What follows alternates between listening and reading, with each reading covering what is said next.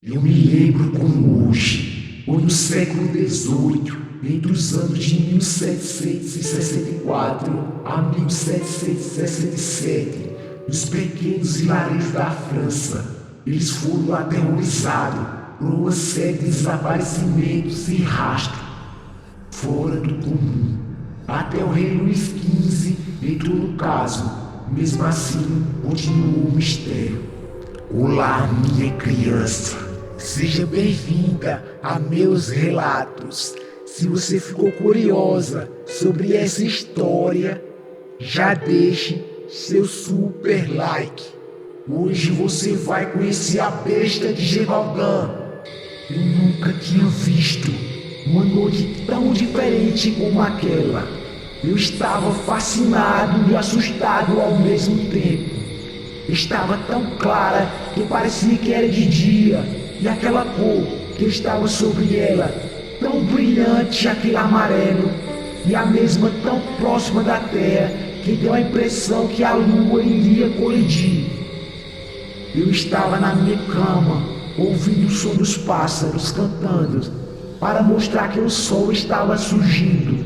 Em um breve segundo, o tempo parou. Eu não estava escutando mais os pássaros. Deu a impressão que o som tinha sido arrancado de nós. Entretanto, eu estava enganado em duas coisas.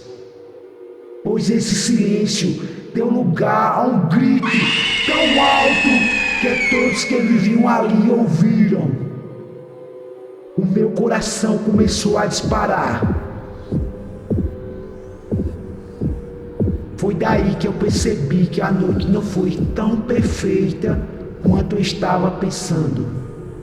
O começo de tudo, a primeira vítima, foi uma menina de 14 anos de idade. Depois disso, os ataques começaram a acontecer frequentemente, de forma exponencial. O pânico começou a se espalhar entre os camponeses, que começou a se armar para se defenderem. Os rumores sobre o que estava atacando eram muitos. Ninguém sabia se era algum animal selvagem ou ainda um bando. Tinha que dizer que tinha visto ou até caçado a besta.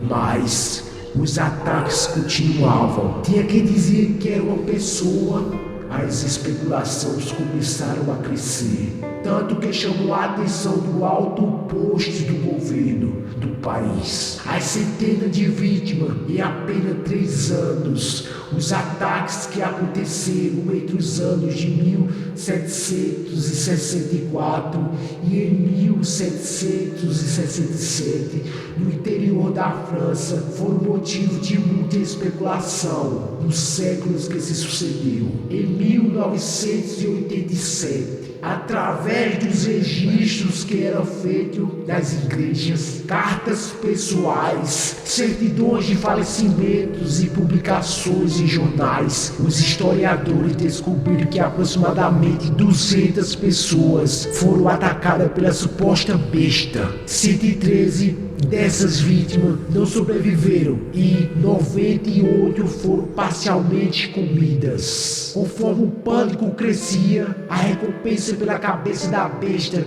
crescia junto. Então, Dan Batista, um capitão da infantaria, decidido a acabar com essa história, juntou uma tropa com aproximadamente 30.000 soldados. Mas depois de um ano de busca sem resultados, a população foi ficando ainda mais perturbada e sem esperança. Um grupo de crianças chamaram a atenção do rei Luís XV. Depois do fracasso das tropas do Capitão Dan, as crianças salvou a vida do seu amigo, lutando e afastando a besta com um pedaço de pau. O rei Luís XV ficou sabendo e então foi recompensar as crianças. Lá, ele ficou sabendo da proporção do estrago que a besta vinha causado nos vilarejos. Assustado com a mutilação e a morte, ele resolveu agir com a recompensa generosa. Foi oferecido para que trouxesse o corpo da besta 6.000 libras francesas. Convertido em valores, o prêmio passaria de R$1 milhão. O rei mandou seu atirador de 71 anos para organizar uma nova caçada. Passando mais de um ano de busca e nada da besta, o rei começou a ficar preocupado com o reflexo que o francesado poderia ter de seu governo. A recompensa só crescia, mas ninguém era capaz de parar. Então, ele resolveu enviar seu atirador particular, François Antoine, para Gévaudan e acabar de uma vez por toda com o monstro. A idade avançada de François, apesar de tudo, indicava sua vasta experiência em proteger o homem mais importante do país. Pouco tempo depois, em 1765, ele abateu um lobo gigante. A população achava que finalmente seu tormento tinha chegado ao fim, mas, apesar de poucos meses depois, os assassinatos voltaram como antes. Mesmo assim, o reitor da corte afirmava que François Antoine já tinha solucionado o problema. Mas no verão de 1767, insistir nessa versão se tornou impossível. Novo surto implodiu por Gévaudan, e com a negativa da corte, quem teve que se organizar por conta própria foi a população, e a besta quase foi abatida por um adolescente. Uma verdadeira heroína, Mary Shelley, era uma adolescente que vivia em uma fazenda em Gévaudan. Ela estava em um trajeto até uma fazenda vizinha, quando o lobo gigante atacou. Porém, a sorte fez com que Mary Shelley estivesse preparada. Quando a besta se aproximou, a menina cravou a lança diretamente em seu peito, mas o golpe não foi o suficiente. A besta saiu correndo pelo bosque. O camponês trouxe a paz para a população diante daquele cansaço do tormento e que vivia nos últimos tempos. O mesmo estava preparado para dar um fim àquela história. Ele juntou vários amuletos religiosos e o fundiu, transformando eles em balas. Armado e com o plano traçado, ele seguiu para a montanha. Sentou-se em uma clareira e aí começou a ler a Bíblia em voz alta. O plano deu certo. Assim que o monstro se aproximou, Castiel cravou a bala de prata bem no meio de seu peito, aniquilando imediatamente aquele monstro. O corpo dele foi levado até o rei e o tormento teve finalmente o seu fim. Algumas teorias dizem que foi o primeiro serial killer disfarçado de lobo.